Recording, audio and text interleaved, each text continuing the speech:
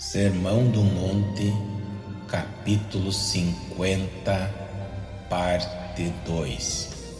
A porta estreita. É essa a nossa reação? Simplesmente deveríamos elogiar o Sermão do Monte?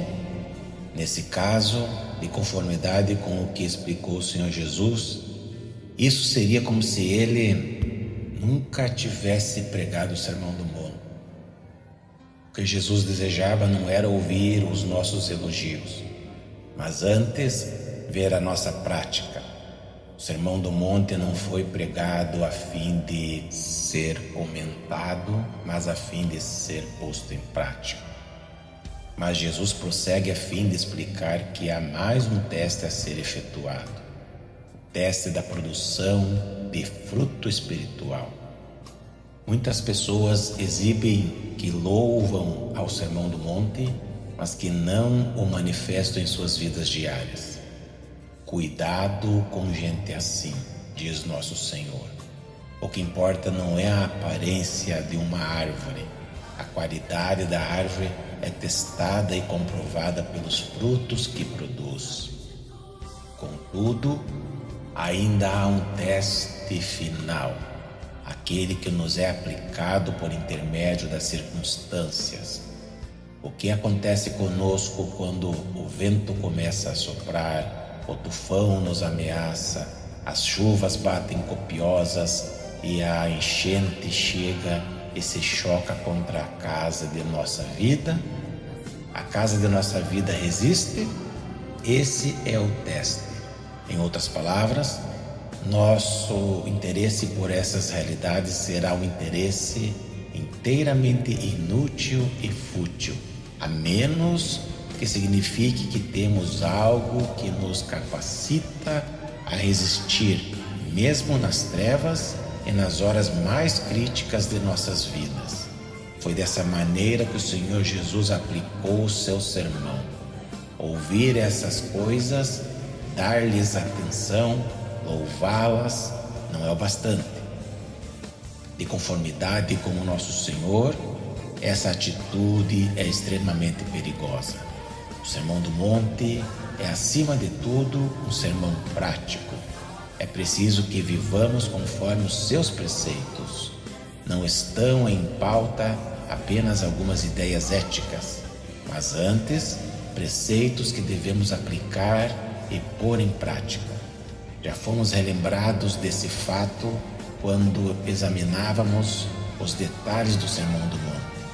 Mas o propósito inteiro do restante desse capítulo é justamente exortar-nos a fazer aquilo da maneira mais séria e solene, e sempre à luz do julgamento.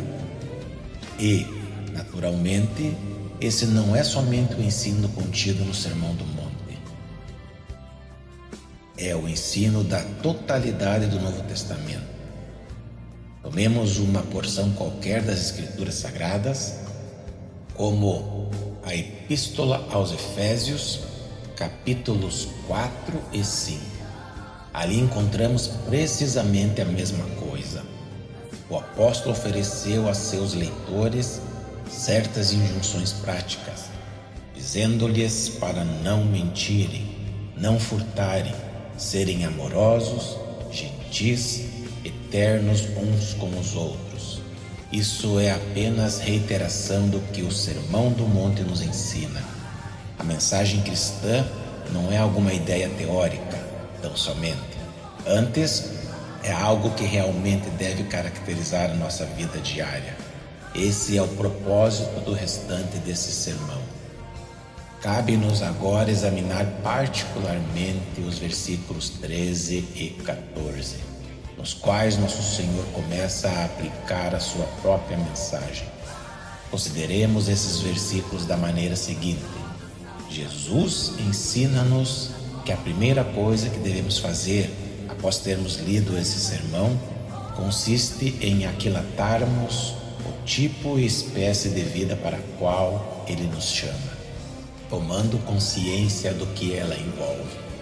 Por diversas vezes temos averiguado que o perigo envolvido no exame do Sermão do Monte consiste em nos perdermos em meio a meros detalhes, desviando-nos para questões particulares que porventura nos interessam. Essa é uma abordagem errada. Por conseguinte, nosso Senhor exortou-nos a esperar um momento, considerando o Sermão do Monte como um todo e então refletindo a respeito do mesmo. Conforme diríamos, qual é a sua mais destacada característica? Qual é a questão que emerge dotada de importância suprema? Qual é a questão, acima de todas as demais, que temos de aprender como um princípio? Jesus responde à sua própria indagação ao dizer que a mais notável característica da vida para a qual Ele nos tem chamado é a estreiteza.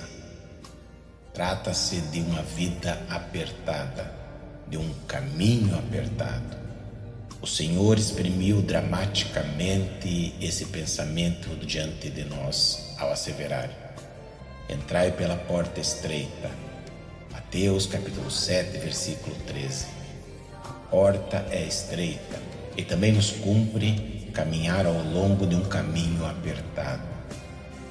A ilustração utilizada por Cristo é extremamente útil e prática.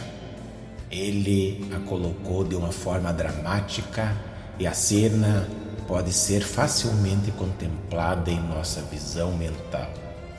Aqui estamos nós, caminhando sozinhos, até que, repentinamente, nos defrontamos com duas portas. Há uma porta mais à esquerda, que é muito larga e ampla, e grande multidão de pessoas vai penetrando por ela. Um pouco mais para a direita, há uma porta estreitíssima, que só admite a passagem de uma pessoa de cada vez. Para além da porta larga, podemos ver que ela dá início a um caminho largo e espaçoso e que uma vasta multidão está caminhando por ali. Porém, o outro caminho não apenas é estreito e apertado no começo, mas continua estreito e apertado e poucas pessoas são vistas a caminhar por ali. Esse quadro pode ser visto com grande facilidade. E nosso Senhor como que diz: é disso que venho falando o tempo todo. O caminho apertado é o caminho pelo qual eu quero que vocês caminhem. Entrem pela porta estreita, prossigam a caminhada por esse caminho estreito, onde haverão de encontrar-me a caminhar à frente de vocês.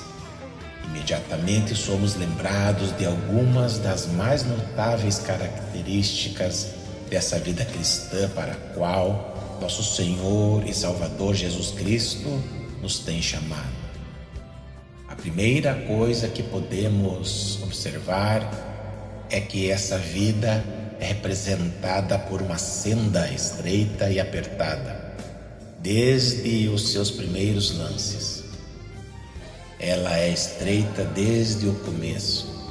Não se trata de uma vida que a princípio seja regularmente espaçosa, mas que se vai tornando mais e mais estreita, à proporção em que o crente por ela avança. Não.